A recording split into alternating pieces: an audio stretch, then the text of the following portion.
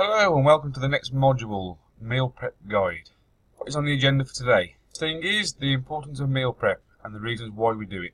The two, what you actually require, what you need, so what you would actually require to be able to do this. How to meal prep. It can be pretty daunting. We see lots of people with Tupperware tubs with chicken breasts and broccoli and rice, and that's not what we want to really do. And finally some downloads for you to be able to take away and use. So let's get on with the first bit, meal prep. A great believer of quotes, Alexander Graham Bell, as previously mentioned about before anything else, preparation is the key to success. Stressing over if you've got to go for a gym or walk or whatever else, get that preparation done first before you go think, because nutrition is the key. As I said, it's your number one priority. Why? Well, having delicious, nutritious and appetising food available at all times is crucial to your success. But alongside that, wherever you are, you must have access to good quality foods in one form or another.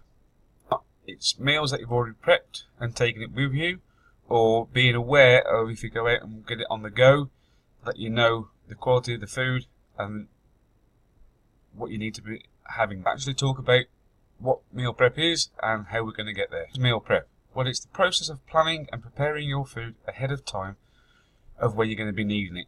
You're having ready available foods available in your fridge ready. So if you've been at work all day, it's quite easily to go in and grab it and walk back through again, or eat it cold, because that's going to be the success. If you've got to come back home and cook an in-depth meal, you're going to get bored and it's going to be time consuming, so preparing your meals in advance is well ahead of the game.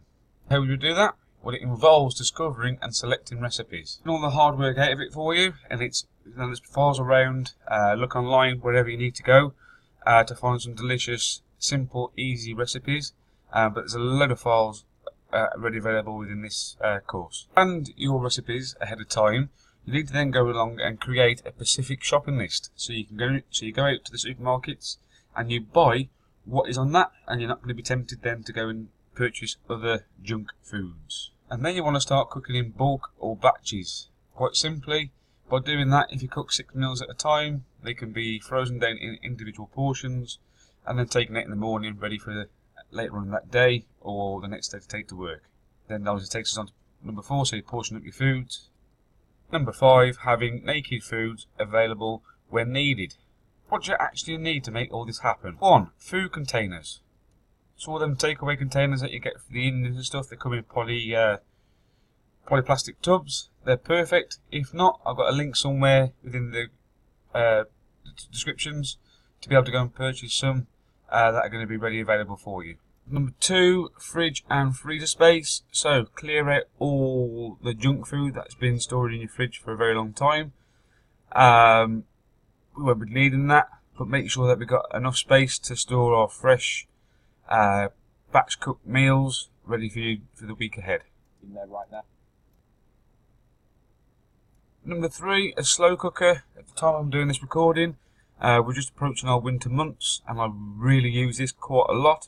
Especially as we're on the go and with the family. They come back at different times, we've all got after school clubs, etc. Having the slow cooker has been a real godsend because it's food ready available for when we get straight back. But if you're in warm climates, you might be substituting that for a barbecue or various different things, but during winter months slow cookers are absolutely a godsend. Oven proof casserole pan. So I've put this in basically because if I'm doing batch cooking and I'm using the slow cooker, I can put something like a curry in there, so it takes a couple of hours to infuse and cook. And then whilst that's going ahead, I've got the oven free, so I can maybe do like a tray bake or different things through the oven using the casserole pan, so that I can create more meals during the same time.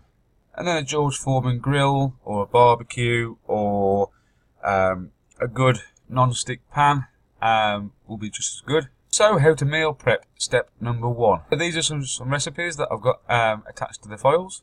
So you have access to quite a lot of these content coming through. As you've probably seen, they've all got the calories, the protein, the carbs, the fats, and also the servings.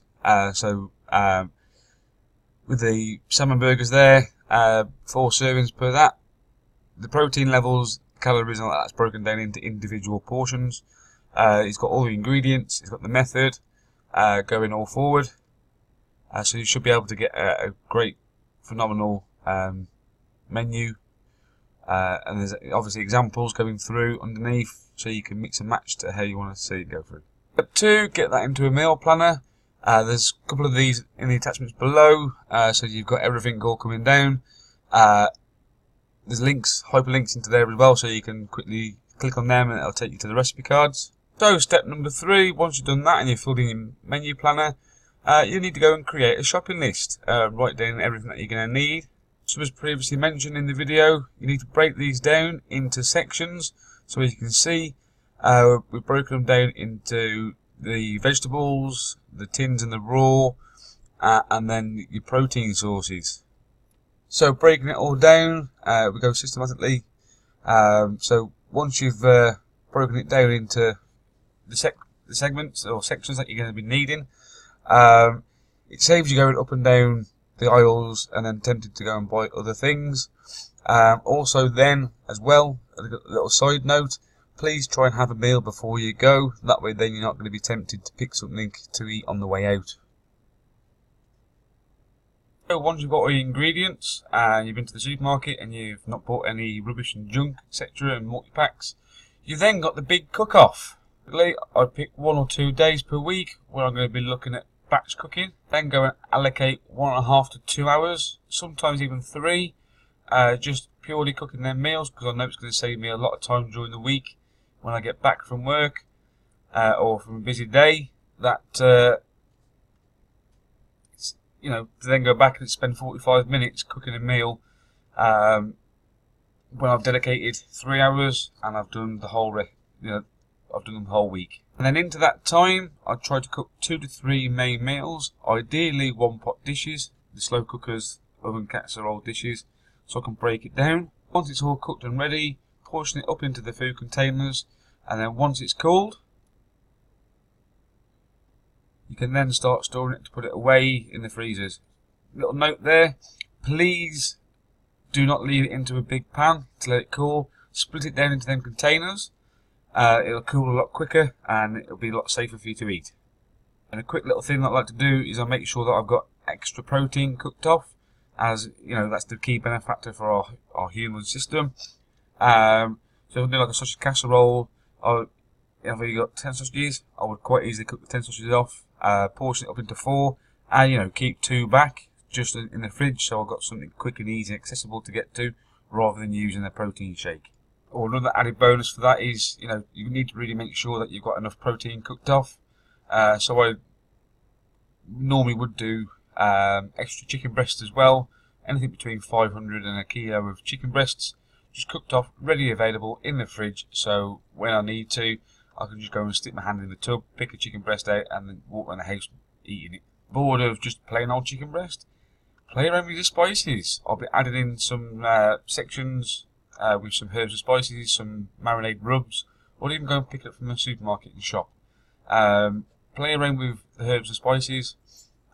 You'll make some fantastic meals, and then just chuck it in the oven, 18 to 20 minutes, and you're done. So, what are your daily meal preps to-dos? There's very, very little to do if you have completed the previous step, the big cook-off, because you're going to have at least 5 or 6 meals ready available to keep you going for it the rest of the week. So all you may want to do is cook off a little bit of veggies the night before and add that to the Tupperware tub. Another great little tool there is to parboil, if you're struggling for breakfast in the morning, is to boil some eggs, cool them down, stick them in the fridge or in a Tupperware tub, and have them ready available on the go. And if you are struggling with getting things together, with them chicken breasts that you've already got cooked off, ready available in the fridge, you can quite quickly rustle up a salad using the pre-cooked chicken breasts, and you know, utilising bits and pieces that you've got lying around in the fridge.